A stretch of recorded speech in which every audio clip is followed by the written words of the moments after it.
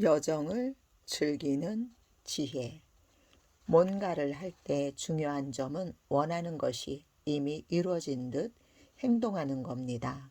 그러니 이렇게 말하지 마세요.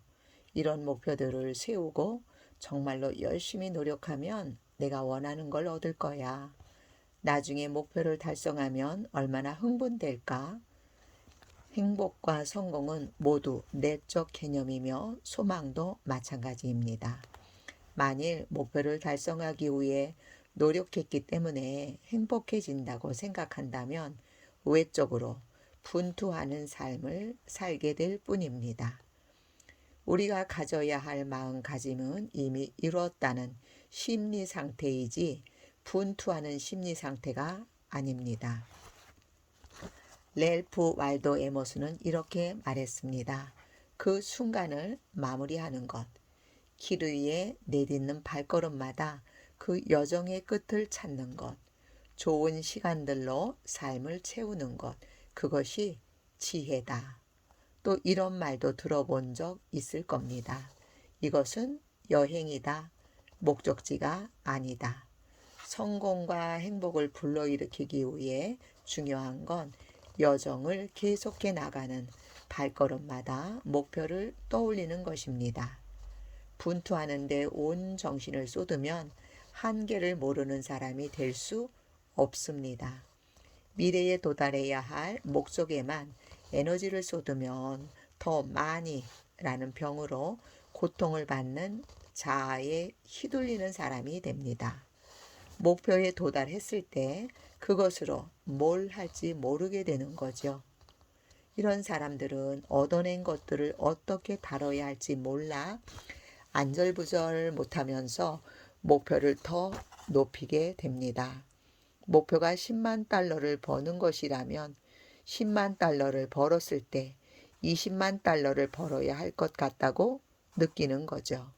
그러면 더 애쓰게 되고 삶이 더 고통스러워지고 더 큰 목표에 도달하기 위해 더 많이 시도하게 됩니다.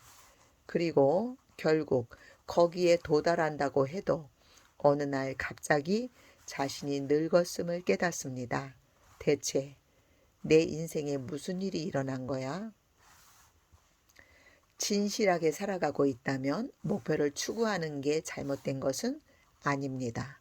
그 진실은 우리의 삶에서 가질 수 있는 가장 중요한 것입니다. 앞서도 말했다시피 진정성은 무척이라 중요합니다. 입에서 나오는 말이 온전히 그 의미 그대로이고 당신 자신이어야 한다는 말입니다. 실수를 저지른다고 해서 곧 우리의 가치가 떨어지는 건 아닙니다. 그건 그저 그 실수에서 배워야 할 게 있다는 의미일 뿐입니다. 난 실패했고 그래서 형편없는 인간이야. 내가 진실하지 못했던 것 같아. 라고 말하지 말고 실수에서 배워야 할 것을 받아들이도록 배우세요. 부족한 것을 보완하겠다는 관점에서 목표를 설정할수록 삶은 분투의 현장이 됩니다. 그러면 원하는 곳에 도달했을 때 오히려 그 상태에서 어떻게 해야 할지 모릅니다. 그 목표가 달성된 것을 예상하는 데만 삶이 맞춰져 있었기 때문이죠. 커피를 마시면서 그 다음에 마실 커피를 생각하나요? 에피타이저를 먹으면서 디저트를 떠올리나요? 지금 먹고 있는 음식의 맛을 누리지 못하고 앞으로 나타날 것에만 신경 쓰고 있는지 자신을 돌아보세요. 현재의 순간에 몰입해 절정 상태에 도달하는 건 가장 큰 깨우침을 주고 가장 큰 힘을 가지게 해주는 일입니다. 소설가 도스토옙스키에게 일어난 일입니다. 그가 살던 1860년대 러시아는 차르의 통치 아래 있었습니다. 젊은 시절 도스토옙스키라는 함께 문학 동호회를 하던 동료들과 모스크바에서 재판을 받게 되었죠. 인간은 스스로에게 생각하고 선택할 권리를 가져야 한다는 체제 전복적인 생각을 입 밖에 내므로써 군주정을 무너뜨리려는 시도를 했다는 이유에서였습니다. 도스토옙스키는 이 동호회 회원으로 기소당해 사형 선고를 받았습니다.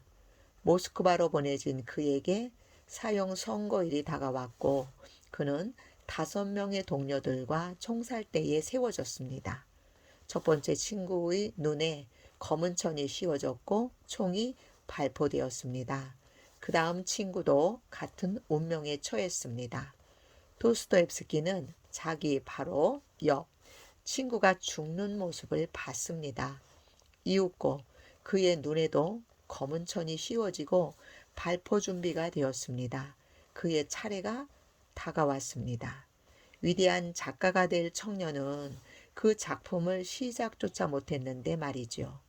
총이 발포되기 직전 그와 다음 차례였던 남자 둘은 목숨을 구했습니다. 어떤 이유에서인지 모르지만 차르가 마음을 바꿔 10년간의 강제 노역을 명령했던 것입니다.